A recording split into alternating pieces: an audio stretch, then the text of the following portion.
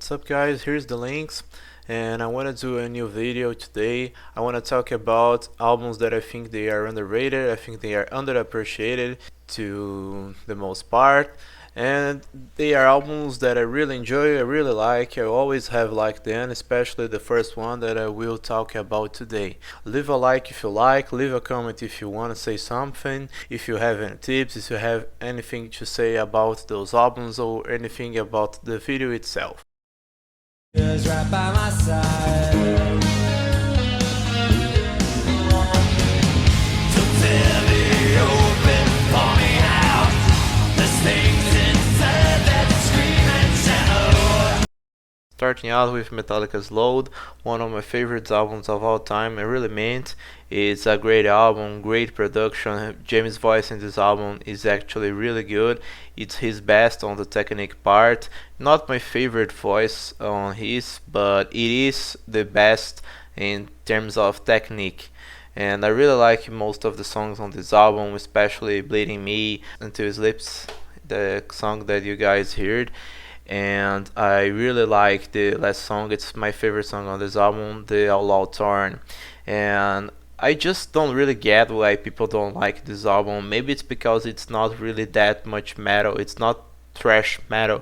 It's more like a stoner hard rock, even a little bit of grunge and post grunge here and there on this album. Especially on the house that Jack built. It has a really good grungy vibe. It's a great song also. I don't really get why people don't want the band to change their sound. I mean, I get a little bit, but it's still metal to the most extent, and it's still good. That's what matters to me the most. When the song is good, when the album is good, that's what matters. There are some songs that I really don't like The Poor Twisted Me. I think that song is honestly awful for the most part. James sings really bad in those songs. It's not the standard for this album. Even some of the deep cuts on this album sound pretty okay to me.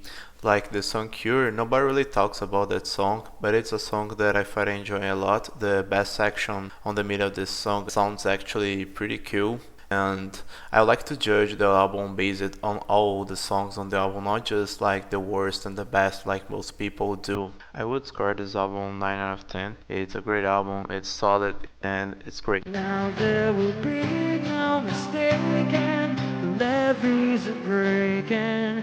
All I've ever wanted is someone to truly look up to you.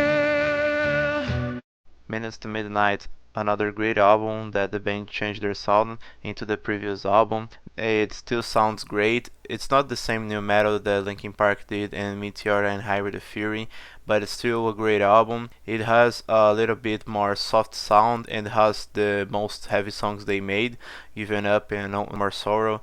They are great songs, and the hit What I've Done, these are the only songs that people tend to talk about, but there are a lot of great songs on this album. I think there is not a single bad song on this album, to be quite honest. The Little Things Give You Away, it's the last song on this album. It's the song I played the clip, and it's the longest song on the album. Nobody really talk about that song, but it's a fan favorite for some of the more hardcore fans of Linkin Park. It's a very slow-paced song, and I have some very chill guitars on the song that really give a compliment to the ambience of the song. It's a song about a problem that USA had in 2007. It was something very hard for them. I don't really know the details about. I know it was kind of neglected by the president of the USA at the time. I also want to talk a little bit about the song Given Up. It's probably the song that goes the hardest on Linkin Park. It's the heaviest song. I think maybe QWERTY is a little bit more heavy than that, but otherwise it's the heaviest song on Linkin Park catalog. It has the best scream that Chester ever pulled off, the 17 seconds on the middle of the song. It's an awesome song. It's also really sad, and that's what this album was all about. It had some more calm songs like The Little Things Give Away, and have some other more aggressive songs like Giving Up and No More Sorrow.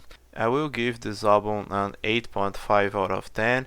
It's not my favorite Linkin Park album, it's the second one. Also, the second Linkin Park album is my favorite, the Meteor album. It's the favorite among most fans, and this album is also very good. It's not quite as good, but it's still really, really awesome. And let's go to the next one.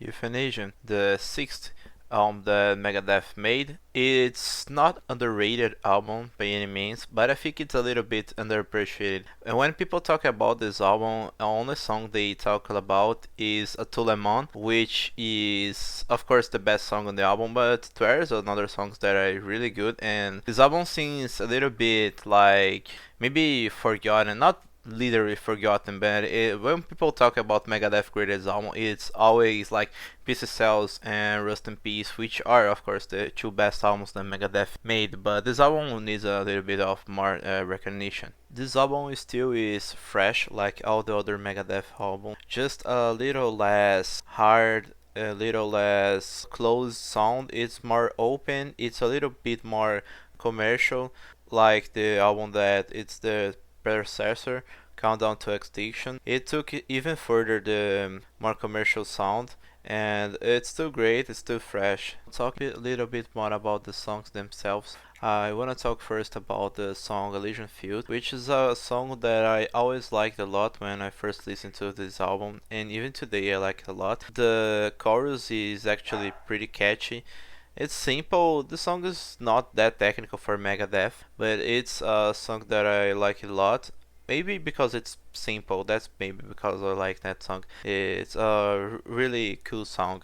And I want to talk too about the song in Killing Road. It's a song that I never really catch me, but listening to it again, it's a song that I think it's like pretty great, honestly. I think this album is like all the other albums that I talked today. It's an album that has like no bad songs into it, but this song kind of exemplifies why this album is great. It's Dave already insane guitar skills with Mark Friedman, honestly even better guitar skills, and some really really cool solos on his part. And that last but not least, I will talk about the song that everybody likes in this album, A To Lemon.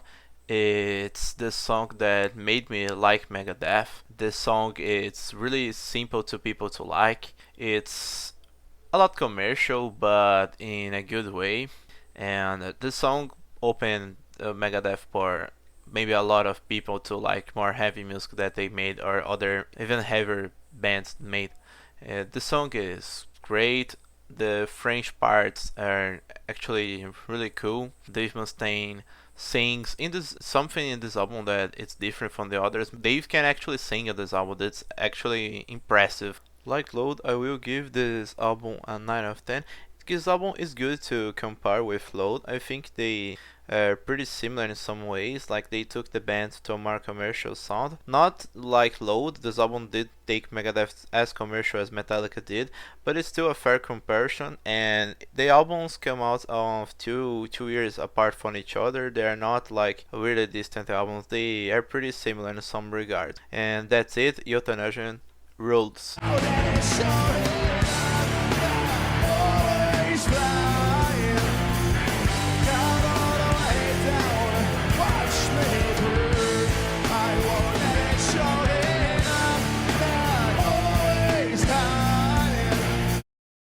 Three Days Grace, or self-titled album. Another album that isn't really underrated, but is underappreciated. When people talk about 3 Days Grace, they always will go on One X, and maybe they will go on Life Starts Now, but never people talk about this album at all. People always go to one song, or maybe two in this case, the single, that most famous song on 3 Days Grace, I Hate Everything About You, and the song that people talk a little bit is Just Like You.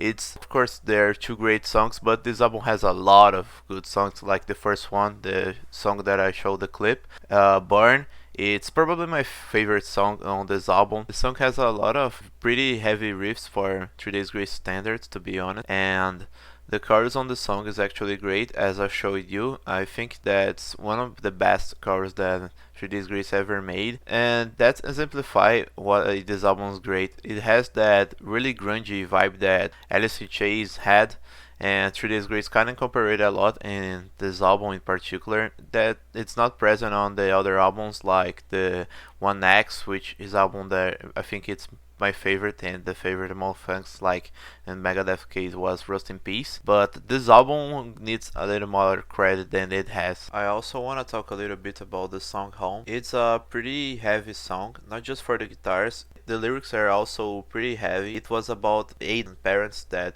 give him a really hard time at home and made his life like worse. Like the other albums that I talk about today, this is another album that has literally zero bad songs, but a little bit different from the other albums. This has like no mid songs. All the songs in this album are actually pretty great, and some of them are amazing. I will score this album 9.5 out of 10. This album is almost perfect, but there's no such thing as a perfect album. But where an album that's better from 3 Days Grace, but this album it's actually really good. And that's it for today. Those are albums that I think they need more love, I think they need more appreciation. And leave a like if you like the video, as I already said in the beginning. And more importantly, leave a comment on what I can improve, what I can do for the next video, or anything that you wanna say about this album. Goodbye and stay well.